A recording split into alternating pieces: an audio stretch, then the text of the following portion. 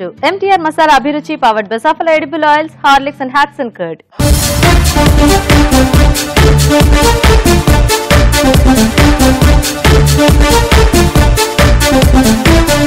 మన first segment వంటలు పిండి వంటలు.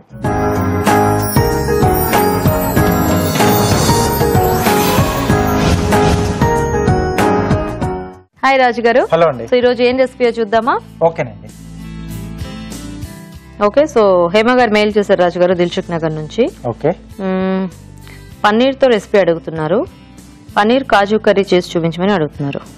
ఓకే, సో పన్నీర్ కాజు కర్రీ రెండు కూడా కొంచెం రిచ్ గానే ఉంటాయి. అవును. సో గ్రేవీ కొంచెం సింపుల్ గా తీసుకొని చేద్దామండి. Okay okay, so tomato base తీసుకొని చేసి కొంచెం సింపుల్ గానే కొంచెం ఫాస్ట్ గా అయిపోయే మెథడ్ ని చూపిస్తాను. ఓకే.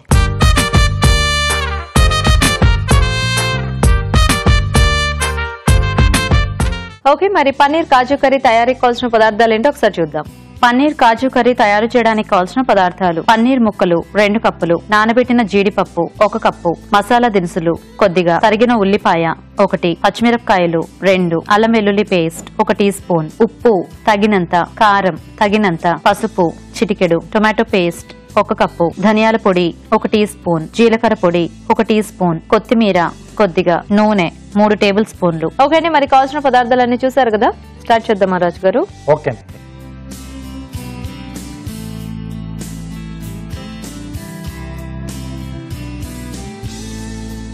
సో కొద్దిగా ఆయిల్,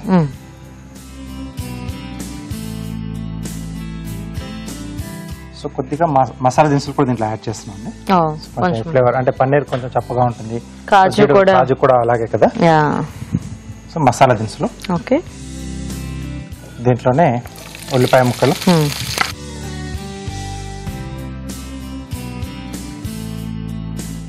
సో ఇక్కడ జీడిపప్పు నానబెట్టి యాడ్ చేసుకుంటున్నాం. సో కొంచెం ఇంకొంచెం టేస్ట్ ఇంప్రూవ్ కావాలనుకుంటే కొంచెం వేయించింది కూడా మనం యాడ్ చేసుకొని చేసుకోవచ్చు. కొంచెం ముందుగానే యాడ్ చేసుకుంటే కొంచెం అది కూడా గ్రేవీలో నానేసి బాగుంటుంది. సో అది కొంచెం ఆ క్రంచినెస్ కొంచెం సాఫ్ట్ ఇది ఉంటుంది. ఇదైతే మనకు పూర్తిగా సాఫ్ట్ గా ఉంటుంది. టేస్ట్ లో కూడా కొంచెం రెండింటికి కొంచెం డిఫరెన్స్ అనేది ఉంటుంది. అవును. సో ఉల్లిపాయ కొంచెం వేగిన తర్వాత పచ్చిమిరపకాయలు, అలాగే అల్లం వెల్లుల్లి పేస్ట్. ఓకే, సో కొంచెం ఇది మసాలా టచ్ ఇస్తే మనకి ఆ కాజు ఇంకా పన్నీర్ కి బాగుంటుంది. ఈ టేస్ట్ అని కూడా కొంచెం యాడ్ అవుతుంది. సో కొంచెం చపాతీ లాంటి వాటిలోకి అయితే ప్లెయిన్ గా చేసుకున్న బానే ఉంటుంది. రైస్ లోకి అయితే మనకు కొంచెం కొద్దిగా స్పైసీనెస్ ఉంటేనే టేస్టీగా ఉంటుంది. ఎందుకంటే మరీ ఎక్కువ కమ్మగా ఉన్న మనం అన్నంలో తినలేం పెద్దగా. కొంచెం అంటే పన్నీర్ బటర్ మసాలా ఎక్కువ మంది ఏంటంటే చపాతీ నాన్ రోట్లకే తీసుకుంటుంటారు. సో రైస్ తో అంత టేస్ట్ గా ఉంటుంది. మళ్ళీ కొంచెం పలావ్ లాంటి వాటి కొంచెం బాగానే ఉంటుంది. అంటే పలావ్లో ఎలాగో మనకు కొంచెం మసాలా ఎక్కువ ఘాటు ఉంటుంది కదా. సో అల్లం వెల్లుల్లి పేస్ట్ కూడా కొంచెం వేగిన తర్వాత సో మనం నానబెట్టేసుకున్న జీడిపప్పు, ఓకే, అలాగే సరిపడా ఉప్పు,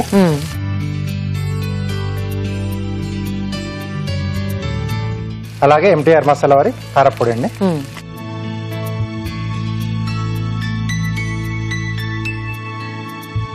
కొద్దిగా పసుపు.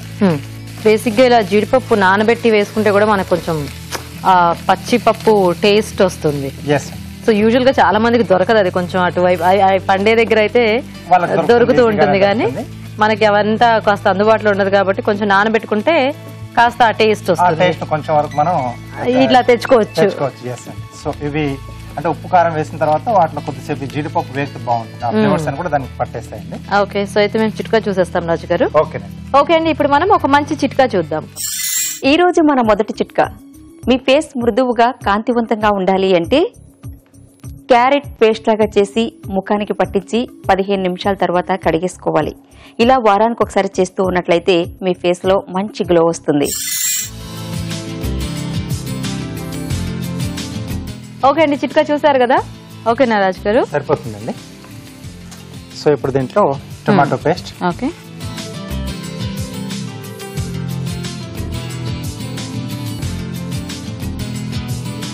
సో కొంచెం గ్రేవీ టైప్ లో కావాలంటే మనము ఇట్లా టొమాటో పేస్ట్ లా వేసుకోవచ్చు. అవునండి. లేదా టమాటో పీసెస్ లా వేసుకుని కొంచెం ఇట్లా ముద్దకూరలో అయినా కూడా చేసుకోవచ్చు అలా కదా. కూడా చేసుకోవచ్చు.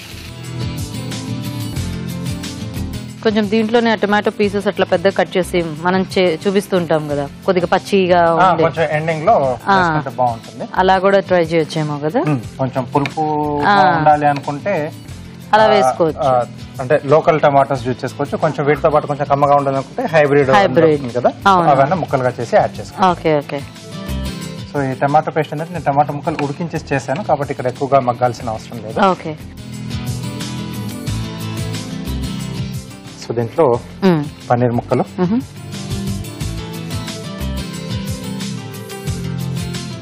కొద్దిగా ధనియాల పొడి, ఓకే, కొద్దిగా జీలకర్ర పొడి అండి.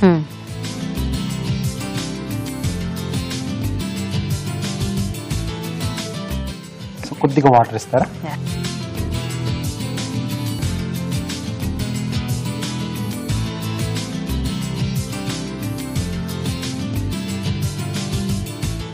సో కొంచెం దీంట్లో అది ఉడికితే పన్నీర్, ఆ పన్నీర్ కూడా ఈ ఫ్లేవర్స్ అన్ని కూడా పట్టేస్తాయి దీంట్లో యాడ్ చేసినవన్నీ. సో ఇలాంటివి అయితే చక్కగా కొంచెం రైస్ ఐటమ్స్ కి, చపాతీలకి, అన్నిటికీ, పలావ్స్ లాంటి వాటికి కూడా మనకి బాగానే ఉంటుంది. ఎందుకంటే పన్నీర్, కాజు అంతా ఉంది కదా. సో కొద్దిగా కొత్తిమీర, ఓకే,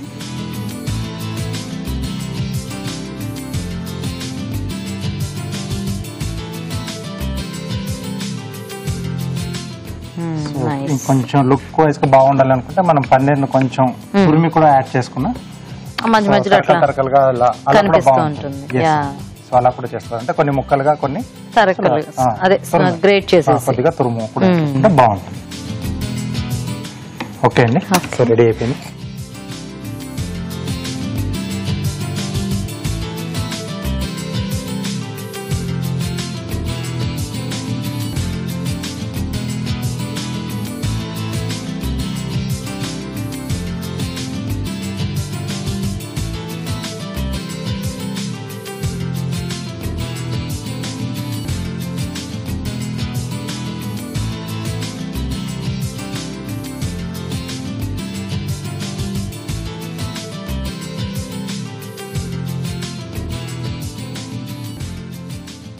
కొద్దిగా కొత్తిమీర అండి. ఓకే, కాజు పన్నీర్ కర్రీ రెడీ. ఓకే అండి, మరి వేడివేడిగా కాజు పన్నీర్ కర్రీ రెడీ అయిపోయింది. టేస్ట్ చూసే ముందు తయారీ విధానం ఇంకోసారి చూద్దాం. పన్నీర్ కాజు కర్రీ తయారు చేసే విధానం: ఒక పాన్ లో నూనె వేసి మసాలా దినుసులు, ఉల్లిపాయ ముక్కలు, తరిగిన పచ్చిమిరపకాయలు, అల్లం వెల్లుల్లి పేస్ట్ వేసి వేయించాలి. దీనిలో నానబెట్టిన జీడిపప్పు, ఉప్పు, కారం, పసుపు వేసి వేగనివ్వాలి. తర్వాత టొమాటో పేస్ట్ వేసి మగ్గనివ్వాలి. చివరగా పన్నీర్ ముక్కలు, ధనియాల పొడి, జీలకర్ర పొడి వేసి కొద్దిగా నీళ్లు పోసి ఉడకనివ్వాలి. ఆపై కొత్తిమీరతో గార్నిష్ చేసి సర్వ్ చేసుకుంటే పన్నీర్ కాజు కర్రీ రెడీ.